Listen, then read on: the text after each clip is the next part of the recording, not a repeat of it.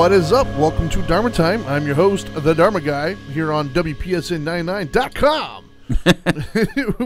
As always, I'm joined with the Dope Doctor. What's up, man? What's up, brother? How you doing? Not bad, not bad. We just we finished our sports show the morning after. That's right. Dope and Dharma. So we're I'm trying to come down from my sports mentality to trying to help some people. Your sports mentality? Yeah, I don't know. That was the best word I could come up with at the time. Just leave me alone, man. I'm trying here. Anyways, so it is. What is it? Today is Tuesday. It's not crazy hot today. It was a little breezy. I kind of liked it today. Summer is here, though. It's coming. Oh God, I know. It's so hot outside. Summer's in the air. Oh man, I was so happy when the breeze was kicking this morning. But yes, it's been painstakingly hot the last few days. Anyways, I digress. So, we were on the phone this morning on the way in, trying to figure out what the show was going to be about today. I had a really interesting show in my back pocket, but I think you came up with a much better idea. Only because it's my favorite letter. Yeah, sure. So today's the F word for those of you who are watching this live, I guess, or haven't seen any of the postings or the title of the show. No, not that one. Yeah, today's the F word, right? And no, yes. Probably not the F word that most people are thinking. The F word isn't failure, right? Like, because nobody likes to use the word failure anymore. Like, you're right. It's against the law to say failure. There's no more failures. It's the new F word for this generation. It's postpone winning or something. You better not do that. Don't do the accent. You're gonna get us in trouble. Yeah. Anyways, it's the new bad. Yeah, faith. Yeah, faith. There you go. Free. Faith is my favorite F word. That's good for you. I do Marissa. like free. Faith is my favorite F word. So free is a close runner-up. I like free. So, anyways, so let me give you a little bit of background on why I was actually kind of already on that wavelength when you mentioned it. All right. So, as you and I have talked about, I started watching this the show called Married at First Sight. Married at First Sight. Awesome show, by the way. Right. I think it's pretty cool. I think you and I both enjoy certain reality shows because I think it. I like the idea of you can see the human reactions and stuff. Here, I'm just tearing the place up. So anyways, one of the statements that was made in this show, Married at First Sight, so for those of you who don't know anything about it, the premise is essentially they take two complete strangers and they put them together, they get married. Marissa watches that show. Oh, she does watch it. So they get married, and then in the span of like 2 weeks, they get told that they're engaged. Jeez. And then they meet the person at the altar for the first time. They say I do, and then they go off to their honeymoon. When they come back from the honeymoon, they kind of move in together and they start living as a married couple. And then roughly 6-7 weeks later, they go and they have to decide, do they want to continue the marriage or do they want to divorce? Right? That's the premise of the show. And they call it the experiment because essentially what they're trying to do is what happens when you start with commitment and then you go on from there. Essentially meaning, when you already have a commitment that you can't necessarily easily walk away from, maybe you're more apt to stick around and work through differences, right? What's the next show they're going to come up with then? A show where you... Divorced at first sight, maybe? I don't know. No, you have sex first, then talk. Like, you're not allowed to say anything to the other person at all. Not even allowed to hear their voice. Not even allowed to see their face. And then you reveal the face. Like a glory hole? What are you talking about? Yeah, something like... Is that the next show? Who knows? That's an experiment. Maybe we should pitch it. That's going to be my experiment. Anyways, so, but there was what got me thinking about this show, whatever, and the reason why I agreed to it, because there was a statement made in the particular season that I just finished. There was a couple there who got divorced like within like it was a week, but she really gave up after like 2 days, right? Okay. And there was a statement by one of the relationship experts, I guess. I use that term loosely because I don't know what their credentials are. Experts, yeah. But the statement that was made kind of got me thinking. The statement was, just because it ends in divorce doesn't mean it was a failure. And I understand what her intentions were, because she was saying, hey, not all relationships were intended to be a lifetime. It was maybe just intended to be for this time period, so you learn from it, whatever. Like, I understand where she was getting at. It's one of those season things. Yeah. But what irritated me... Just for season. Yes. But what irritated me was, I think that is part of what's wrong with where we're at today, is... coming from a Buddhist perspective, is we're so trying to avoid any negativity or any pain that it's just calling it what it is and learning how to deal with it, cope with it, and accept it. We instead try to change the definitions of things to something that feels a little less harsh, I guess. Right. But I'm here to tell you, if you took vows to death do you part, anything less than death do you part is a failure. Like if your marriage got divorced, you failed. Like you failed at the goal. Like or the marriage failed. Yeah, I don't know about if you failed, but the marriage failed. If you were participating in it, then yes, it was a failure. Oh, you don't think one person can make a marriage a failure? Yes and no. I mean, I think I'll challenge you on that one. I think that obviously you're not in control of somebody else's actions. Yeah, if somebody cheats on you, I mean, that doesn't mean you failed. I mean, they failed. I mean, correct. I think the relationship failed because one person didn't participate in those vows. True. But there's numerous relationships that make it through infidelity too. So, I mean, you're blaming the victim, Trinity. No, I'm just saying they make it through it. I'm not saying make it through it. I'm not blaming. Yeah, okay. I'm not saying that I personally would be strong enough to make it through that. I don't know. No. But I'll tell you right now, Dana, I'm not strong enough to make it through it. So yeah, Angel, if you're watching this, no. Yeah. Anyways, you'd have to go. But what got me thinking was just like, no, it is a failure. Like, can we just call it what it is? Yeah. You know, if you took vows and you set this goal or these intentions and you didn't achieve it, is that not the definition of failure? And so what? Yeah, failures Why happen. is failure such a bad word? And that's what we're talking about today. Yeah.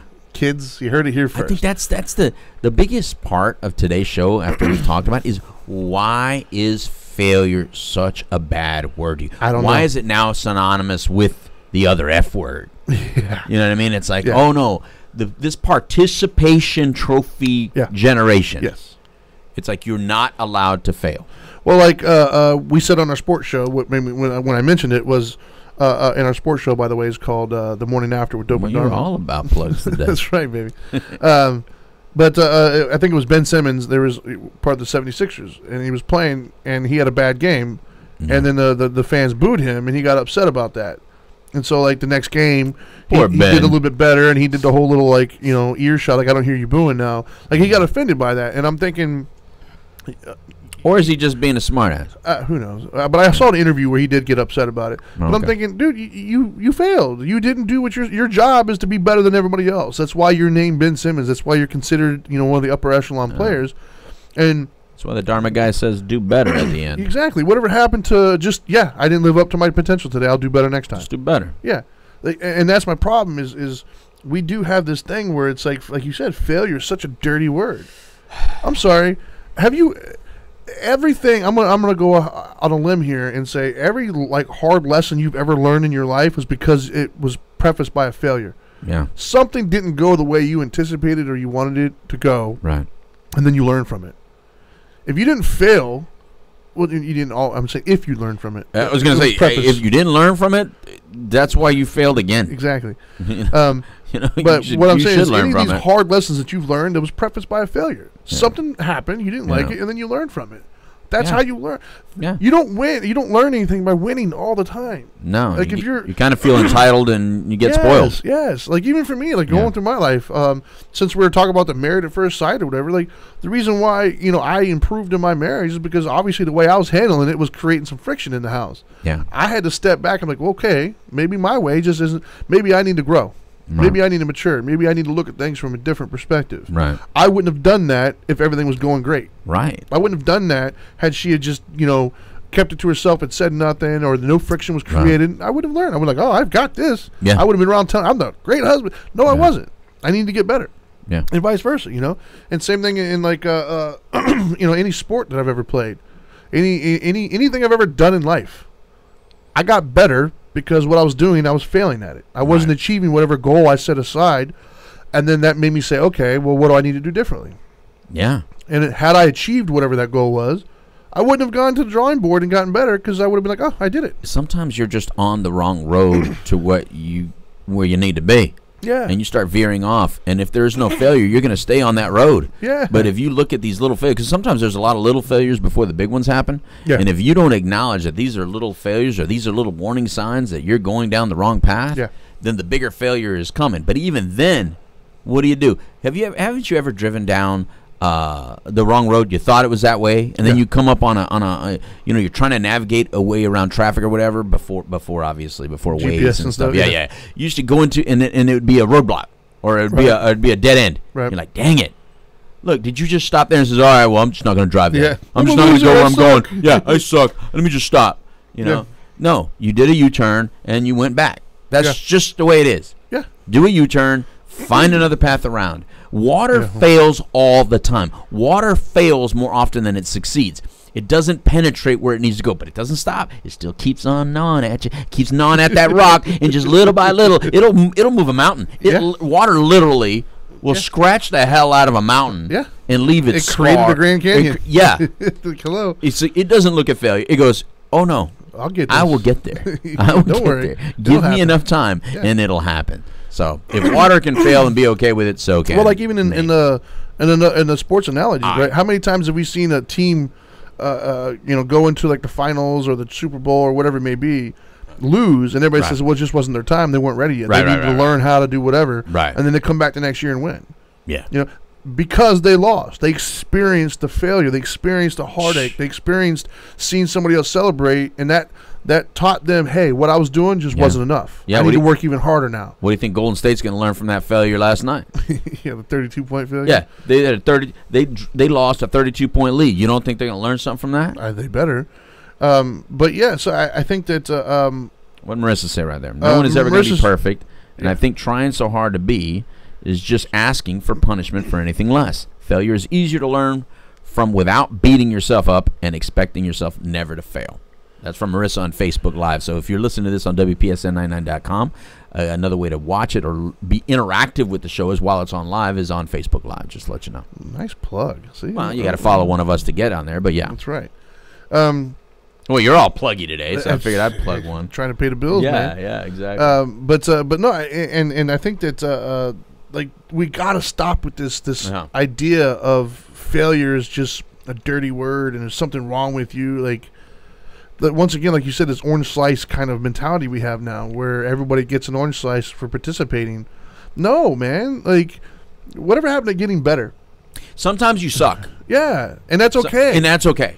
Either get better or realize it's just not for you. You know what, man? Okay. I feel like I'm good at a lot of things, but some things I really suck at. Right. And sometimes I suck at something I'm really good at. You suck at something you're really good at? Yeah, sometimes I'm really good at something and I still suck at it sometimes. Okay. For instance, I'm good at driving, but sometimes I suck and sometimes I veer into the wrong lane or hit a barricade and take us off the mirror. So I've heard. Yes. Sometimes it's okay to suck sometimes. It's not a big deal. It's not a life breaker. It's not it's not like human. It happens. I'm human. Yeah. I know sometimes I'm more human than human. But no. I don't even know what that was. That's a song, right? Okay. 9 Inch Nails, I just can't sing, so I didn't do it. Can't do it in tune. Sure. Because I suck. I'm tone deaf. I'm tone deaf. Yeah, I'm a failure at singing, Trinity. Me too. No, I can sing. I just can't sing well. You got that right. But I think that move forward. Failure is about moving forward differently. That's it. Just move forward differently. Well, I remember years ago, one of the groups I ran for you for Thanksgiving, we were supposed to talk about what we're grateful for. Yeah. And everybody was talking about all these amazing things that they were grateful for. When I came on, I said, I'm grateful for all my failures. I'm grateful for every single time life smacked me in the face and was like, no, you're doing it wrong. Because that's what's made me better. Mm-hmm. And I like who I am today. I feel like I'm impactful for a lot of people. I feel like I'm a good father to my kids. And none of that would be true if I haven't failed miserably several times. If I'm not mistaken, that was the one time you called and you quizzed me. I think that was the first time you quizzed me, asking me what I thought, what my answer would be. And I think I answered it the same way you did. And you go, whoa. I don't think anyone's ever answered it the way I and I think you were. That sounds surprised. Totally plausible. I think it was the first time that we knew that we thought a lot alike in philosophical terms. Yeah. But yeah, I mean, why wouldn't you be grateful for that? I love my failures. Because that's what's made me better. Come on. I like 19, 20 years old, dude. I was so arrogant. I thought I had it all wrapped up. I thought I was like the man himself. And I did. Sure. And I've had it easy, brother. I mean, I'm like a golden spoon. Everything I did, I accomplished. Same here. Everything I wanted, I got. And that's why I thought I was untouchable. I got Dana M. Effin Geyer to become Dana Delgado. Right. Well, I mean, you're talking to somebody at 18 years old. I was number 2 in charge of the Chamber of Commerce. There you go. and I graduated early. I had a 4.0 through school. I was good at whatever sports I wanted to try. Yes. I was first job I went for, I got hired at. I was making money. At 20 years old, or 21, I bought a house. There you go. Like, I thought I'm doing it. There you go. You can't tell me anything. I know everything. And then boom, failure. Yes. I had so many people in my life telling me. I love it. I had a lot of people in my life telling me, "Hey, love it. You know, you got to change your mentality. You can't be this, and you can't be that." I was like, "Well, you don't know anything about me. You look at your life. My life is so much better than yours, and I'm not even your age yet." And then all of a sudden, life started saying, "Okay, I hope you've had some fun." That's the way it is. Now I'm going to show you how you fail. Yeah. Now let's learn failure. And then some things started happening, and I started looking around and realized, like, whoa, like this sucks. Like, wait a minute, what's going on here? Yeah. And that was actually my aha moment in life. Was I was sitting, and I've said it before in previous shows, but there was one of there's like 3 or 4 moments in my life that I can look back that kind of changed my direction, man. And one of them was I thought that it's everybody else. Yep. It's everybody else is stupid. You know, they all don't get it. If they just thought this way, everything would be so much better, whatever. Right. And then I'm sitting there, and I'm talking to my buddy, and I'm like, my life sucks right now. Like, a lot of stuff's really not going my way. And my initial leaning, based upon my life up to that point, was to blame everybody else, because it couldn't be me. Never. Because it's all of them. And then I had to stop myself. I was like, wait a minute. If I'm so great and awesome, and everything's so perfect and right from my perspective, then why is it I'm in a horrible situation in all these other parts of my life? Right. It has to be me and my decision making, my value process that got me here. And then that was the moment that I started saying, okay, well, maybe there's a different way. Yeah. And I started becoming teachable, and I started listening, and I started seeking out other ways of solving issues and problems and looking at other people. Yeah. And that's what started me actually on my path to spirituality. Had it not been for my life completely sucking, I never would have found spirituality. Right. Because spirituality was like, I don't need that. Where's my life? I'm great. I don't need spirituality. For what? That's for losers. That's a crutch. Right. But then life kind of started kicking me in the butt a little bit. I was like, oh, you know what? Some help sounds kind of good right now. And then I started looking at different perspectives. From failure comes faith, is what you're saying. Exactly. It can, yeah, absolutely. Mm-hmm. But if it wasn't for my failures, I would be in a completely. I would probably be dead by now. See, and my faith pulls me through failures, because my faith and my belief system allow me to know that it's temporary, right? Because everything has been temporary. Absolutely. Because even the winds are temporary. Let me tell you something. If the amount of cocaine I did, and the feeling that I had, and the money that I had, and the power that I felt I had, eventually went away. Yeah. Everything is temporary. Exactly. Right? So if good times and great times are temporary, guess what? So are bad times. Everything's temporary. So are bad things. So just to know there's another corner, to turn, just allows me to keep walking. Just keep going. Just keep moving. There will be another fork in the road. The key is you're not always going to pick the right side. Right. It's not going to happen. But to know when it's time to turn around and go back, or, wait a minute, success is always achieved after the very last failure. There's always one more attempt before you succeed. Yep. It might be your 706th time. But I will get there. Now, where this is a negative and can work as a negative is when you try to use it in negative situations like gambling. Yeah, the next one's going to win, I swear. The next one is going to be the one. There's actually a Thomas Edison quote of what you just said was, our greatest weakness lies in giving up. The most certain way to succeed is always to just try one more time. One more time. Yep. I agree. But una vez más. But the other thing that I about the whole failure thing that I don't like is this definition that failure is inherently negative. Right. Like it's a bad thing. Yeah. And I think that once again, as far as the Buddhist philosophy is concerned, that's part of the issue. There is your definition of that. Your expectation not being met is not a negative. Like you're only defining that as a negative because it didn't fit within your expectations. Yeah, it was your fault for having that expectation to begin with, right? So the only thing that defines something as bad is because it didn't fit with what you thought should happen. Yeah, that's why you call it bad. If you would have thought it would have happened, you'd be excited right now. Yeah. You know what I mean? So it would have been, success. But because you thought it was a bad thing, or you thought it was going to go one way and win another, you call it a failure at this point. Well, like some of you think you're Allen Iverson. You think you can succeed without practice. Practice? You're not all Allen Iverson. Some of you try something one time in your entire life and expect to be successful at it. Yeah, you're gonna be perfect at it. You know, like Dana's my first real girlfriend. Right. So I mean, I accepted that I'm gonna have a lot of bumps in the road trying to figure this out. You made almost 30 years for your first real girlfriend, man. That's a success in my book. That's what I'm talking about. We could divorce now and it was a success, brother. That's what I told her. I said, look, after 20, we're successful. I don't give a damn what happens now. But the point is that when, you know, I didn't just walk away. My whole faith and my whole existence before her allowed me to know, no, if I'm not getting it right here, let me just change. I didn't just quit. Let me pivot. Yeah, let me pivot. I like that. Let me pivot. I'm not going to quit. Quitting, that's failure. Yeah, you didn't technically fail until you stopped trying. Yeah, quitting the attempt and quitting and saying, I'm just not even going to move at all. That's failure. Kristen just chimed in and said AI needed practice. Yes, he did, actually. Although AI is one of my favorite players. I'm going to be honest there. But he didn't think so.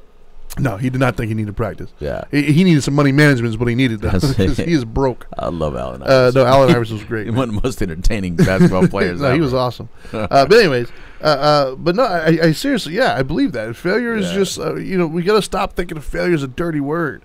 We got to stop treating failure as this thing to avoid and instead thinking of something to learn from.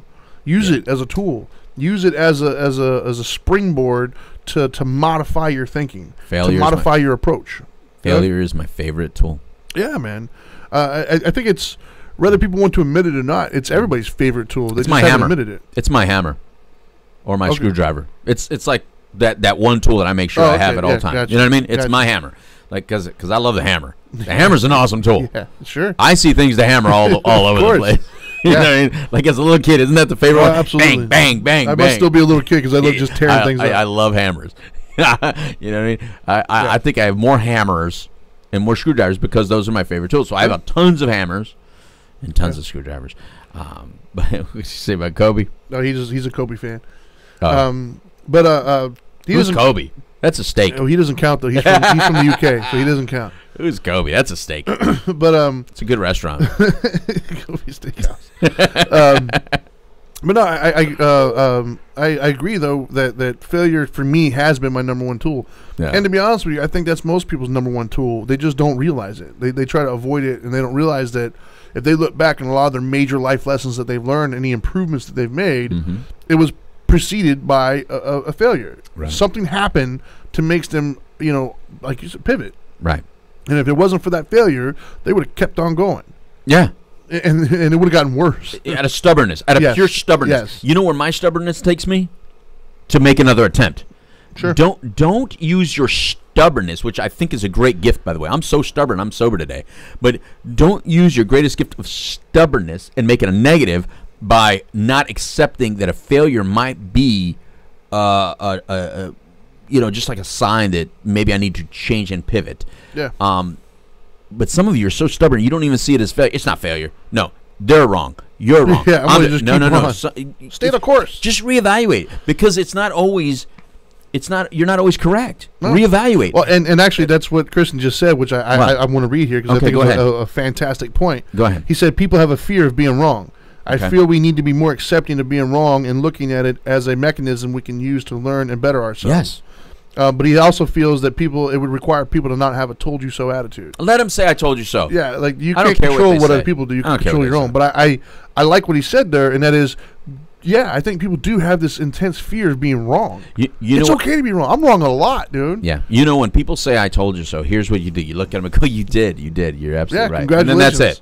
That's it. Yeah. Move forward. Yeah. That's it. Don't get upset about it because they probably did tell you so. Yeah, because technically they're right. You know what I mean? Yeah. And if that makes them feel better, then good for them. Yeah, by all means. I mean, I already know I'm wrong, so I don't need to be all butthurt about it. Like my daughter would say, butthurt. That's like a new little. But I agree though that people do have to get rid of this fear of being wrong. Being wrong doesn't mean you're less than. No, it just means you're human. That's it. That just means you. Like I have. There's one of my tattoos says "No regrets," right? Yeah. And that was probably out of all the tattoos I have. It's the one you regret. No, I'm just kidding. Nice. That's the one that I have to explain the most. Okay. That one and the one on my hands, but the one here, the "No regrets," is the one that a lot of people seem to latch onto and want to know what I mean by that. Because a lot of people see "No regrets," and I think they assume that like I love the way everything in my life has turned out, and I wouldn't go back and change anything. No. And that is the furthest of what it means. For me, the no regrets is no, there's a lot of things in my life that have not turned out the way I wanted them to, or not turned out the way I intended or I thought was going to happen. Right. But I know that my decision making is on the right course, right? I know I make my decision with all the facts that I have, and I make what I feel to be the best decision. And sometimes that's going to work out, and sometimes it's not. I can't get upset about the end results. Right. As long as my going into it, my intent and my actions, everything else lined up with what my code is, I can't get upset at the results. Keep it moving. Even if I'm wrong, I can't regret it. Like if I'm trying to go down a path and I say, okay, like for instance, you were using the traveling thing, the traveling thing going out the road, all of it. There's no straight lines. Yeah. So if I was saying to myself, okay, I think we got to take a right here, and I'm basing that off of, okay, this looks familiar, or whatever. Like if I'm using my logic, and I think right is the right way, I turn right and I go down there and it was the wrong, and I should have gone left. I can't be like, oh, I thought I made the best decision I could with what I had. It didn't work out, so I'll just turn around and go the other way. Not a big deal. Sometimes your best thinking is wrong. Exactly. It's just the way it is, man. Exactly. No, look, man, rivers aren't straight. They meander. They take the path of least resistance. Unfortunately, some people out there, you're taking the path of heaviest resistance, and you're getting upset that life isn't going your way. Yeah. Well, there are other ways around the situation. Stop trying to make life do what you think it should do. Instead, go with the flow. Don't draw a straight line where you need to go around. Just sometimes you got to go around. Yeah, there's actually there was a story that I was first introduced to it through my Buddhist stuff, but it's obviously I guess it's a very popular little tidbit, I guess, in different faiths or whatnot. But essentially, the story goes something similar to. Anybody who knows it verbatim, don't get mad at me for butchering it. I'm just going to give you the premise of it. Namaste. Yeah. So basically, you walk down you walk down the street, and there's a hole. You don't see it. You fall down the hole, and it takes you a long time to figure out you're in a hole and dig your way out of it. Right. The next day, you go walking down the same street. You fall down the same hole, but this time it takes you a little bit less time to get out of that hole. Next day, you come walking around, you see the hole, you understand it's there, and you start to kind of like go around the hole, and you still fall in, but it takes you even less time, and you get out. And then eventually, you decide, okay, I know there's a hole there, I'm going to take a different street. Right. And that's kind of what, for me, spirituality is. Yeah. But that's also the whole idea of failure. You learn to take a different street because you realize, I keep doing this, but it's just not working. At some point, you have to realize it's okay that it's not working, and it's okay to take a different street. Yeah. Because I'm still going to get there. It doesn't matter. As long as you get to your destination, nobody cares how you got there. Right. I don't care if you took a right, if you took a left, if you took a Lamborghini, if you walked, if you took... I don't care. Yeah. As long as you got here. And I think that's the idea that we need to kind of accept when it comes to being wrong or failing and things of that nature. It's all learning, man. Right. Like, just learn from it. Right. Walk away. Don't look at a failure as a bad thing. Don't look at a failure as making yourself feel less than. Stop labeling it, and just realize it's just a new fact for you to adapt to. That's all it is. It's just a new thing that I have to adapt to. It might not have landed within my expectations, and that's okay. Because my expectations, life doesn't really care. Life is going to do what life is going to do. It's not a personal thing. It didn't happen to you. It just happened, and you're experiencing it right now. That's all it is. Stop personalizing it. It's not it happened. Okay, let's figure out a way around it. And I think that philosophy right there, if you take that in every area of your life, you're doing pretty damn good. Yeah, and when our emotions go up, we're used to when we get emotional about something or personal about something, like you're saying. Yeah. We take it a little bit more serious and maybe sit down a little bit longer than we need to sit. Take a time out a little bit longer than we need to take a time out. But take a time out. Take a time out and reevaluate the situation and ask yourself, do I still want to move forward? Is it still worthy to move forward? Right. If the objective is still worthy, for instance, if it's a relationship, if it's a employment opportunity or something, if it's still worthy, then brush yourself off and figure a way around the obstacle. Maybe the way you're trying to go around the obstacle is wrong. Have you ever watched that parkour kind of competition with like the American Ninja Warrior? Yeah. If you wouldn't watch that and you would just try to do the obstacle, it would take you longer, and you may not do it correctly. Yeah. You'd probably fail at some of the obstacles a long time. But once you've seen someone else do it, then you go, okay, that's the way I'd probably try to do it. Yeah. But if you never saw it, you wouldn't try to do it that way. No. When I watch them do it, I'm like, whoa, I never even would have thought of that. I wouldn't have thought that was the hardest part, right, or the easiest way to get around that obstacle. But that's just the way it is. Watch how other people are maneuvering around the obstacles that you're struggling with. Talk to other people that have gone through the same obstacles that you're struggling with, and just maybe you'd spend a little bit less time failing, or maybe that failure wouldn't seem like so detrimental, and you wouldn't give up. You might just push forward one more time. See, I can't help it. This reminds me of, and I know we've done this in numerous shows before, but it is literally, I say it at least 3 or 4 times a day in my life when I'm talking to people, and that is the whole, you could be right or you could be happy. Right. Like the if it applies, it applies. Yeah, well, like the situation you were just saying about the kind of going around and picking a different path, right? Yeah.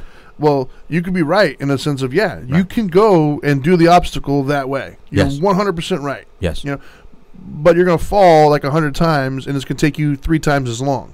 Yeah. You know, or if your end goal is to get to the end, and that's what's going to make you happy, well, which would you rather be? Would you rather be right in the sense of, it took me forever, but I did it my way?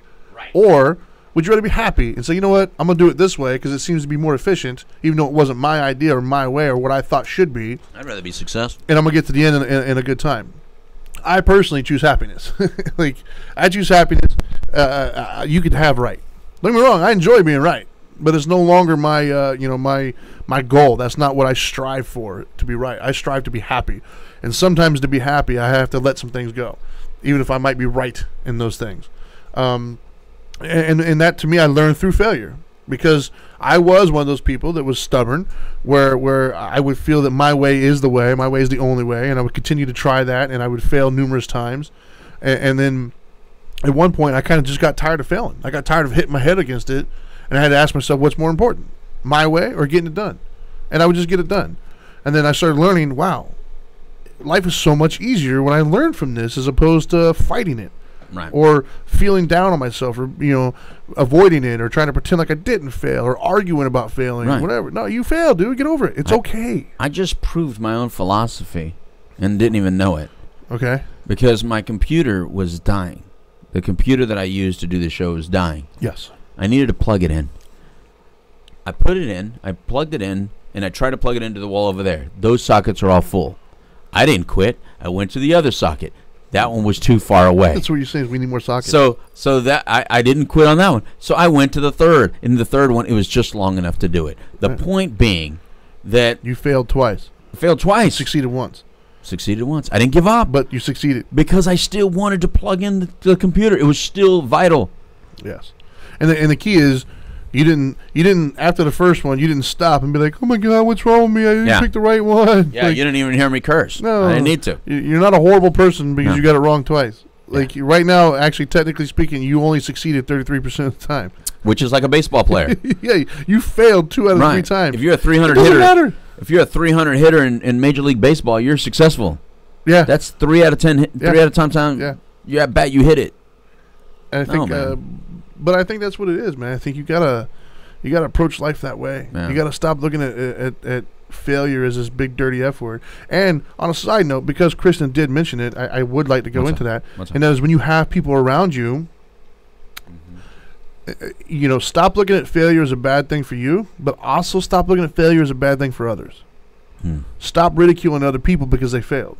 Right. That's a big deal, I think. He did mention it, and so I think it bears kind of repeating, but like in a relationship, for instance, if you're significant, because the show I was watching, the Married at First Sight, I told you he was a bad dude. Like, well, there was a situation that took place where the gentleman kind of did or said something that was just not cool, right? He failed at empathy, essentially. Okay. And she, instead of accepting it and allowing him to be human and realizing that she's failed as well and kind of let's move past that, she instead tried to go and hold him accountable and did all sorts, like, went overboard, all because she was right and he was wrong, kind of a thing. Okay. And so I think that's dangerous, not just in a relationship, but just in general. Yeah. I think we have to allow other people to fail too, and sometimes people are going to fail you. It doesn't mean I'll let you fail. But it doesn't mean that they're a horrible person. Right. It doesn't mean that they're not worthy of your time. It doesn't mean that you should ridicule them and treat them poorly. This is a lot more important. I don't mean to interrupt you, but this is a lot more important to speak it to the parents, please, because they need it more than, I know you got it from a relationship show, But I think as far as listeners go and the people that really need to hear this more than anybody, it's parents. Yeah. Like, address it to them in that. It's all right to let them fail. It's not your failure. You've given them the lesson. But the better lesson you can give them sometimes is allowing them to scratch. Yeah. Allow them to bump their heads a little bit. Well, yeah, allow them to fall forward a little bit. Right. I think, it's a combination of two things, right? It's you're never going to teach your children anything by never letting them fail at anything. They're never going to learn anything from that. But on the flip side of that as well, it kind of coincides with what Kristen was talking about. When your child does fail, ridiculing them and jumping all over them is not going to help them either. Yeah. There's a fine line, right? Like if one of my children fail at something, it's not a personal thing. I didn't mess up. It's just they failed. Okay. Right. So my job then is to help them understand how they could do it better next time and why they didn't achieve their goal this time. Right. It's also not my job to sit there and be like, completely berate them and tell them what's wrong with you. I told you not to do that. Look how stupid you are. That's a horrible thing as well. Don't be a dick, man. Like, that's horrible. That's a whole other show. This show's about the F word. The next show should be "Don't be a dick." Yeah, I could have like a 4-hour show on that one. But yeah, so when it comes to failure, other people failing around you is not a bad thing either. Yeah. Or if somebody failed to live up to your expectations, it's not a failure either. Right. Like, it happened. Discuss it. Figure out a resolution and move forward. Like, it's not the end of the world, man. Right. It's not. Let's not make things bigger than they need to be. And again, I mean, it's only if it's that worthy, if the objective is that worthy. Sometimes and the reason I say reevaluate is because being an addictions counselor for 20 odd years, that is where it's okay to fail and stop doing it. And that's it. It's okay to fail and quit. Okay, I mean, if heroin's not working for you, it's not working for you. Yeah, it's not the next shot's going to work, or the next time I try to drink in moderation, it's going to work. The next time I try to use this in moderation, no. Sometimes the reevaluation period, what it's for, is because maybe the objective just sucks. Yeah. Maybe the objective is just so unreasonable and so impossible. Because there are impossible scenarios. And the word impossible exists because some things are impossible. This whole I'm possible thing, I get it. But they're speaking more about the objectives are actually worthy and valuable. They're not talking about, you know what? Maybe I will be able to cheat on my wife and get away with it if I just learn how to lie better. If I can just keep trying. No. Something not to do. Yeah. Maybe just don't cheat. Yeah. Maybe murder, you just don't do it. Maybe you keep getting caught murdering because you murder. Maybe, rape, murder, stealing. That's no. Yeah, stop.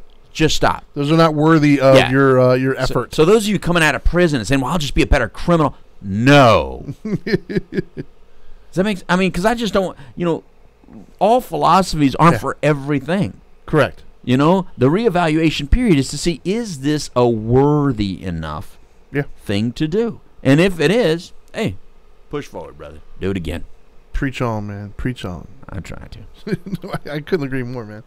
Because some things I've hey Becca, how you doing? Some things I've tried to to succeed at. Yeah. I've had to stop and realize, okay, maybe this isn't something I want to do. It's not good. Maybe this isn't good for me. Yeah. Maybe this isn't going to help. Yeah, cocaine just wasn't for me in the end.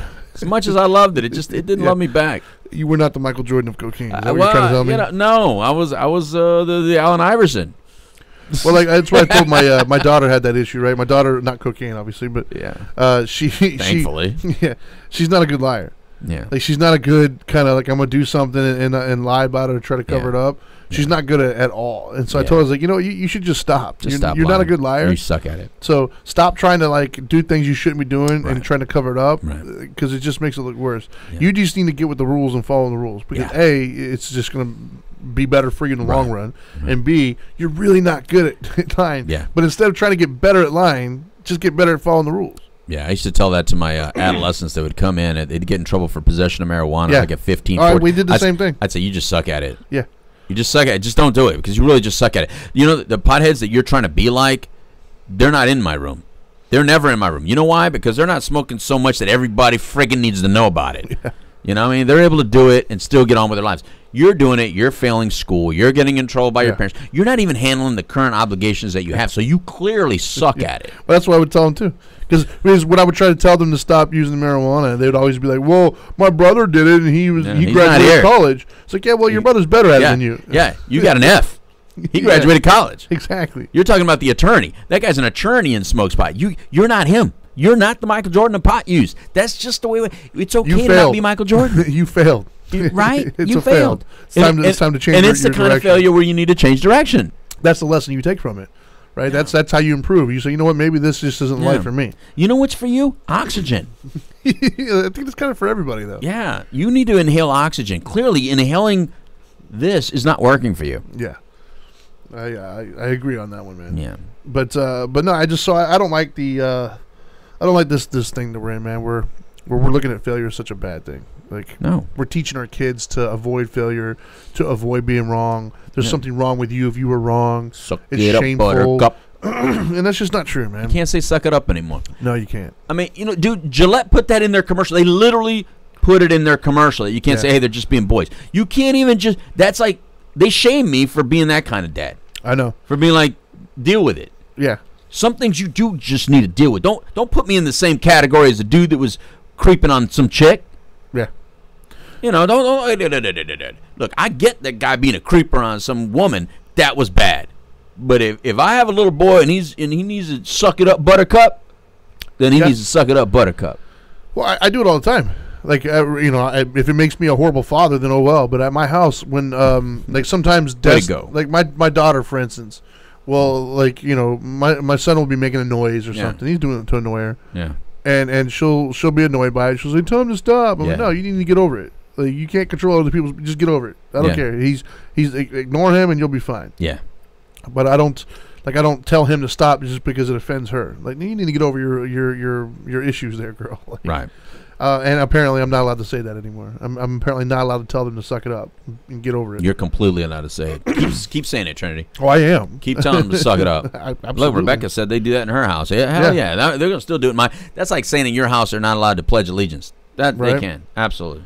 But yeah, so when it comes What's Marissa saying right there? Marissa says, I explained this to disabled. I think she's referring to sometimes you're just not meant to do that. Right. I explained this to disabled people a lot. Too many focus on what they can't do, like run a marathon, and it makes them lose sight of what they're actually meant to do and can succeed at. It's okay that they're not meant for some things. It doesn't mean life has to suck. Right. Our mindsets need a course correction sometimes, that's all. Yeah. And then she commented on suck it up and move forward is one of my favorite things to say. My second mini book is called Suck It Up and Shut the Hell Up. I like that. Yeah. Shut the hell up. But I think that is kind of the premise, right? Like, if you failed, instead of thinking it's the end of the world, instead of throwing your hands in the air, like, oh, woe is me, I'm not, suck it up. Wait, here's another one. You failed. Get over it. Here's another one. Your son, Trinity, falls down, right? He hits his head and he's bleeding out of it. Okay, that's when you cry. But no, I'm not going to cry. No, he cries. But I mean, if he just you saw him trip, fall, he didn't really get hurt, and he's crying like the world just ended. There's a difference. Yeah. If I tell my child, hey man, don't cry about that. It's about something that's probably not emotionally painful. In any, I actually have a way I do that. But like if somebody died and they want to cry, that's different. So there's a big difference between acceptable crying. Just because there's people out there that think, oh, crying is acceptable always. No, it's not always. Some things aren't meant to be cried Haven't about. You ever seen that kid that stops crying when nobody's looking? Then they see that you're looking, and then they start crying. Yeah. Definitely not acceptable. Then. Well, if one of my kids does something small, like a little boo-boo, or like, I don't know, something really trivial that's just kind of like, all right, come on. Yeah, I'm not the one to worry about that. I usually pull out my knife, and I was like, you want me to cut it out? And they're like, no. But I thought you said it was so bad. Yeah. And they instantly stopped crying and fussing about it. I was like, but wait a minute. Yeah. I told them, like, my daughter especially, I was like, but no, baby, like, I don't want you to have to live with this. This is horrible, right? Like, I want to take that from you. Here, let me. No, it's fine. I was like, oh, okay. I mean, and it's only for like really dumb, trivial things. Oh, yes. If something major happens, I definitely I hold her and I tell her it's okay, and I talk her through it, and we figure it all out. Yeah. But I'm trying to get her to understand. Yeah, some things are meant to be really hurt over, and some things are meant to be kind of like brushed aside and suck it up, basically. And this is turned from failure to suck it up, but it's part of that whole thing. It is, because when you fail, suck it up. Yeah. Don't your life isn't over because you failed. It's okay. Yeah, you're all right. Bump your head. There's nothing wrong with scratched. But don't focus on the scratch. Don't focus on the cut. Focus on okay, well, that clearly didn't work. I'm clumsy sometimes. You point somebody out to me that's never failed in life, I'm going to point out a liar. Right. Because there's no way you've never failed. It happens every day. You know who drives the Lamborghini? The F student. Yeah. It can be, yeah. That's who drives the Lamborghini. The F student. Sometimes you have to fail so that you can figure out, all right, well, clearly school's not for me. Yeah. So I better learn how to do something. You know what I mean? It's going to make me more money. I better learn. I better learn how to create a business and hire smart people. I better learn how to hire organized people, because I'm not able to do it this way. No, man. Yeah. So I think that I think we do gotta. For those of us left in the world that still view failure as a good thing, and still try to learn from it, I think we need to stay strong. I don't think we should convert to the mood of the room, if you will. Or instead of saying failure is a good complete failure is unacceptable. No, complete failure is a different deal. But and I think that's we have to make sure that people are understanding what we're saying. Yeah. Complete failure is unacceptable. You come to me with an F in your class, that's unacceptable. The point is, though, I bet you will be able to sit down and figure out why that's an F. Yes. Yeah. How do I turn an F into a D, into a C, into a B, into an A? And if listen, I know if I'd be the first one. If my kid was the kind of kid that just can't get the A, I wouldn't think my kid should get the A. You know what I mean? Like if I knew Zoe and Dahlia that your best out there is a C, I'm cool with that. Well, actually, that's almost exactly what I've done at my house, right? Like one of my kids, I'm not going to put names out there at this point, but one of my kids came to me, and they had a less than desirable grade that I wanted for them. And my thing is, why? Let's say it's a D, right? Why do you have this D? Is it because you don't understand the stuff and we need to help get a tutor or something like that, or is it a lack of effort? Yeah. If it's because you don't understand that, I'm not gonna get mad. If you got a D because you don't understand the stuff, then it's my job then to help facilitate learning. It's my job to figure out what do we need to do to help you understand this. Do we need to get a tutor? Yes. Do we need to get some more one-on-one time with the teacher? Do I need to get you a book? Do I need to take a more hands-on approach to help you learn this? Or did you get that D? Did you earn that day? Yeah. Did you earn it because you messed off in class, you weren't paying attention, you didn't do the work, things of that nature? And so, in that sense, that's unacceptable to me. If you're just not doing it, you're not trying, and you fail because you're not trying, that's unacceptable. That's right. But if you tried your hardest and you come home with a D, don't sit there and cry about it. We'll figure it out. Like, congratulations, you put your effort in there. That's awesome. It didn't turn out the way you wanted it to turn out, so let's learn from it. Let's figure out why you got that. Let's figure out how we can resolve this. And your perception of effort might be different than mine, because I can see effort. Yeah. Oh, yeah. If I can't see it, that means you're not even doing any effort in off-school hours when you're in front of me. Exactly. Because if I see you on your phone the whole time scrolling and doing more Instagram and Snapchat than trying to get that grade from where it is to where it's got to be, that's not effort. That's not going to work. Because I've told my daughter, and I'll name her Zoe, when she didn't get, because she was always my A student. She had a nickname, my A student, because she would just get A's. It's like they were falling out of the sky for that girl. That's how I was. So she got so used to that when she hit that high school where it's not the same anymore. I mean, you're in honors classes, you're in all these advanced courses, and I said, baby, do we need to take you out of these advanced courses? Are you not capable?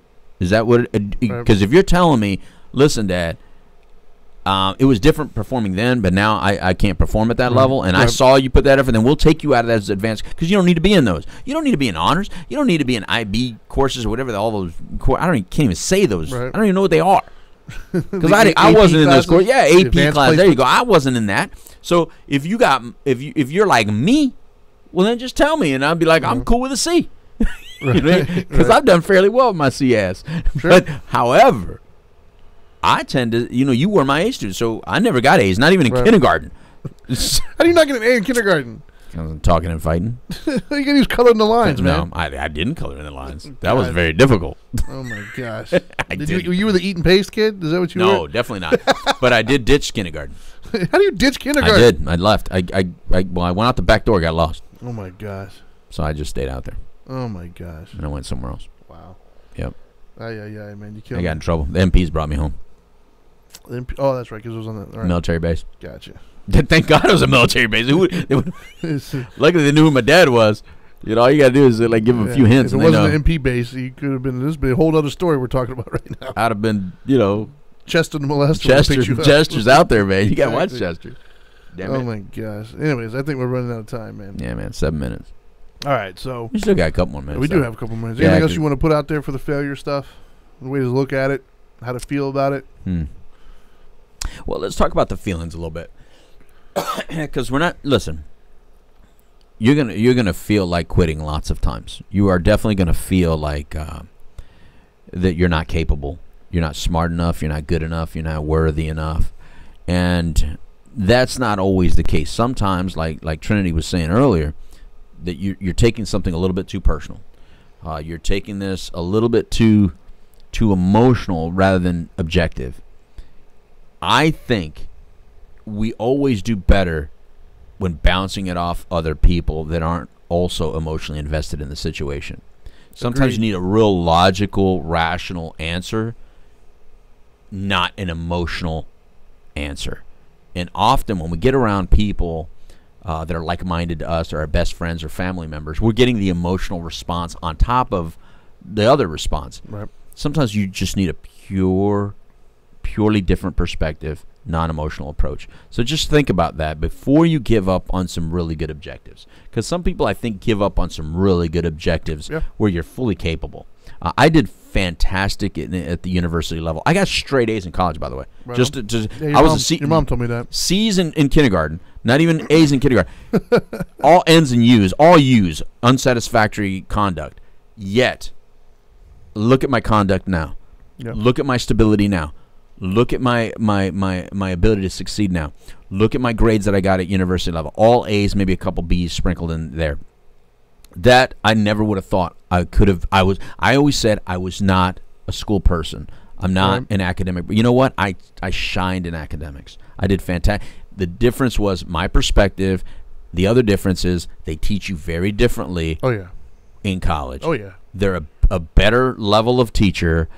They treat you differently, and it's not based on your parents and family and these stupid regimented kind of academics. Teachers are actually allowed to teach. Yeah, it's more fluid. They're allowed to do it. So anyway, I just don't want, if you're going to reevaluate, just reevaluate maybe with someone else. Yeah. Good job, man. Yeah. Well, we got to thank some sponsors before I do my little tips here. First one we have is Retreat Behavioral Health. Mm-hmm. A fantastic place, along with Journey Pier, another fantastic place we do a lot of business with. And then you have the Orange County Drug Free Coalition, which I think we got a meeting coming up soon, I believe. Right? Third Thursday, I believe. It's coming. Yeah. And then we got the Now Matters More Foundation, of course. And if you want to know more about who we are and what we do, it's nowmattersmore.org. Or if you're struggling with the addiction and you need some help or need some guidance, you can call 833-NOW-MATTERS. Right. That's 833-NOW-MATTERS. And I'm fully aware that the last TRES does not matter, but it sounds better than now Matt, right? But if you want to dial it, I mean, go for it. By the time you figure out what letters it is, I'm already answering the phone. Exactly. All right, so let me pull up my little notes here, our little 3 tips. So as usual, we give you a condensed version, an action plan, if you will, for what we discussed today. And I think today was an important one. I really do. Mm-hmm. So the 3 tips that we have today. The first tip is failures happen whenever a goal isn't achieved, and that's okay. So once again, it's important to understand what a failure is. If you didn't achieve your goal, it is a failure, and that's okay. Stop thinking it's the end of the world. Stop thinking there's something. It is what it is. It's a failure. How do we move forward? The second one is always remember failures can actually help you achieve ultimate success. It's those failures along the way that help you hone your skills and modify things to get you to the ultimate goal that you're trying to get to. Those failures actually help you get to that point. And finally, the third one, always remember also that a failure is really only a failure the moment you stop trying. As long as you're continuing to get back up on that horse and continue to try, you didn't technically fail yet. And I think those are the best tips I can give with this. This is one of my favorite topics, to be honest with you. I love this topic. But I think that's all we got, man. So now that you know better, do better. Peace.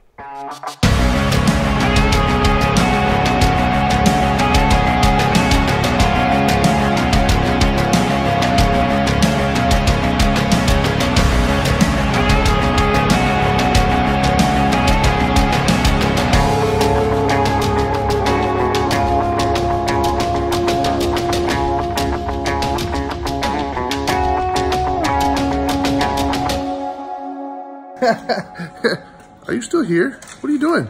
I told you, go do better.